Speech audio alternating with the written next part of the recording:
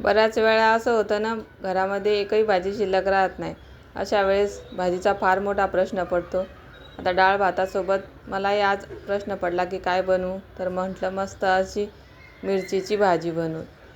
तर माझ्याकडे ठेशाच्या मिरच्या होत्या. ठेशाच्या मिरच्याची बनवलेली आहे मी मस्त मिरची भाजी. तिखट आंबट चवीची एकदम भारी लागते. नक्की करून बघा. श्री शिवाय नमस्तुभ्य मैत्रिणींनो, मी अंजलीज रेसिपी चॅनलमध्ये तुम्हा सर्वांचे मनापासून खूप खूप स्वागत करते. तर आज आपण बघणार आहोत मिरचीची भाजी. तर ह्या मिरच्या ठेशाच्या आहेत, या एकदम कमी तिखट असतात. तर आता आपण या मिरच्याची भाजी बनवणार आहोत. तर सर्वप्रथम या मिरच्या आपण 2 तुकड्यामध्ये कट करून मधातून याला असं चीर देऊन घेणार आहोत. तर सर्व मिरच्या या पद्धतीने मधातून कट करून घेतलेले आहे. आता आपण मिरचीला फोडणी घालू. कढईमध्ये 1 पळी तेल घातले. तेल गरम झालं. आता आपण याच्यामध्ये थोडीशी मोहरी घालू.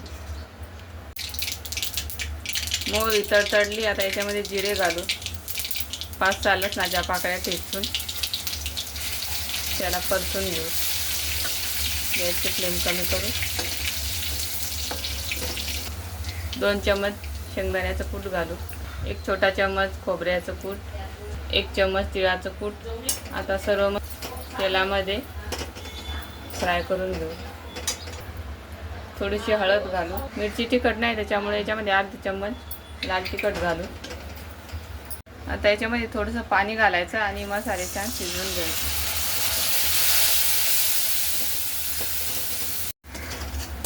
पाणी घातल्यावर मसाले करपत नाही आहेत, त्याच्यामुळे थोडंसं पाणी घालायचं. आता याच्यामध्ये अर्धा चम्मच कांदा लसूण मसाला घालू. व्यवस्थित मिक्स करू. आता आपण ज्या मिरच्या कट करून ठेवल्या त्या मिरच्या घालू आणि ते या मसाल्यामध्ये चांगल्या फ्राय करून घेऊ. आता याच्यामध्ये चवीपुरतं मीठ घालू. परत एकदा व्यवस्थित मिक्स करून घेऊ.